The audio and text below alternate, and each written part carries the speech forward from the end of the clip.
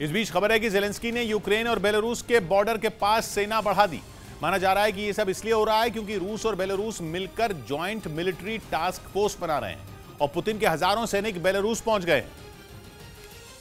जो पुतिन के हमले से तंग कीव के लिए बड़ा खतरा है, क्योंकि बताया जा रहा है कि बेलारूस में रूसी सैनिकों का जमावड़ा इसलिए हो रहा है क्योंकि पुतिन कीव को ज़ेलेंस्की से छीनना चाहते हैं। ब्रिटेन पहले ही बता चुका है कि बेलारूस और रूस का जॉइंट फोर्स बनाना केवल एक बहाना है, क्योंकि रूस की सेना बेलारूस के रास्ते कीव में घुसने वाली है, जिसके बाद खबर आई कि ज़ेलेंस्की भी अलर्ट हो गए हैं, क्योंकि उन्हें भी लग रहा है कि रूस बेलारूस के रास्ते यूक्रेन में घुसने वाला है। खबर है कि इसी वजह से उन्होंने यूक्रेन के उत्तरी बॉर्डर पर सैनिक बढ़ा दिए हैं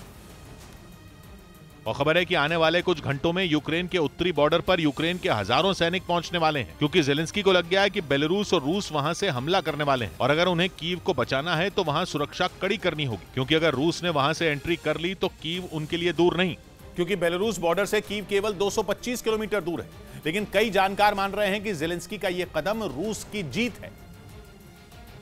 क्योंकि पुतिन जैसा चाहते थे ज़ेलेंस्की ने वैसा कर दिया और अपना सारा ध्यान यूक्रेन के उत्तरी बॉर्डर पर डाल दिया, क्योंकि हो सकता है कि ये केवल पुतिन का ट्रैप हो और वो चाहते हो कि यूक्रेन की ज्यादातर सेना बेलारूस बॉर्डर पर पहुंच जाए, जिसके बाद यूक्रेन में मौजूद उनकी सेना का बोझ कुछ कम हो सके, क्योंकि पुतिन के हजारों सैनिक पहले से यूक्रेन में मौजूद हैं। रही बात कीव की, तो उसका तो वैसे भी बुरा हाल है और पुतिन चाहे तो केवल अपनी मिसाइलों से ही उसे पस्त और खत्म कर सकते हैं। उधर युद्ध में बढ़ते परमाणु खतरे के बीच यूक्रेन ने अपनी स्पेशल फोर्स के जवानों की ट्रेनिंग का एक वीडियो जारी किया। बताया गया कि ये जवान ट्रेनिंग के बाद सीधे जंग के मैदान में भेजे जाएंगे,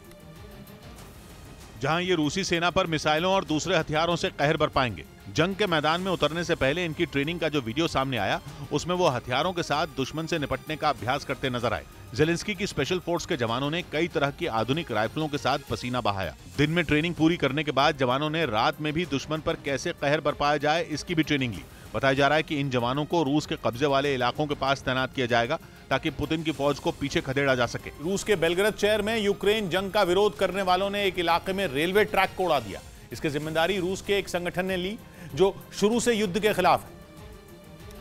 और उसकी मांग है कि रूसी सेना जल्द से जल्द यूक्रेन पर मिसाइलें गिराना बंद करे, यानी पुतिन 8 महीने से जारी इस युद्ध को खत्म करने का ऐलान कर दें। और अपनी इसी मांग पर संगठन ने उस रेलवे ट्रैक को निशाना बनाया जो इन दिनों यूक्रेन जंग में रूसी सेना के लिए बेहद अहम है, क्योंकि इसी रेल रूट के जरिए यूक्रेन की सीमा तक रूसी सेना के लिए हथियार और दूसरी जरूरी चीजों की सप्लाई की जा रही थी। यानी जानबूझकर इस रेल ट्रैक को चुना गया ताकि रूसी सेना को कमजोर किया जा सके। इस बीच ब्रिटेन का दावा है कि रूस में युद्ध का विरोध करने वालों की संख्या लगातार बढ़ती जा रही है और जून के बाद वहां रेलवे को निशाना बनाने की ये छठी घटना है। खबर है कि चीन, रूस और उत्तर कोरिया से निपटने के लिए अमेरिका और कनाडा ने शीत युद्ध के दौर का अपना एक पुराना हथियार फिर निकाल लिया है, लेकिन बदली हुई इस दुनिया में अपने दुश्मनों की मिसाइलों पर नजर रखने के लिए वो इस हथियार को अपडेट कर रहे हैं, क्योंकि चीन, रूस और उत्तर कोरिया अब एकदम एडवांस्ड बैलिस्टिक मिसाइलें बना चुके हैं। बल्कि चीन और रूस के पास तो आवाज की रफ्तार से 5 गुना तेज उड़ने वाली और एयर डिफेंस सिस्टम को चकमा देने वाली हाइपरसोनिक मिसाइलें भी हैं। इसलिए उत्तरी अमेरिकी महाद्वीप को उनके मिसाइल हमलों से बचाने के लिए अमेरिका ने कोल्ड वॉर के वक्त के वेपन सिस्टम पर फिर दांव लगाया है। इस हथियार का नाम है नोरैड, यानी North American air defence command. NORAD radar, jet interceptor, anti aircraft missile, command centre और मिसाइलों की चेतावनी देने वाले सैटेलाइटों का वो सिस्टम है जिसने अमेरिका को सोवियत संघ के बॉम्बरों से बचाया था। ऐसे में उसने एक बार फिर अपने उसी नोरैड पर भरोसा जताया है।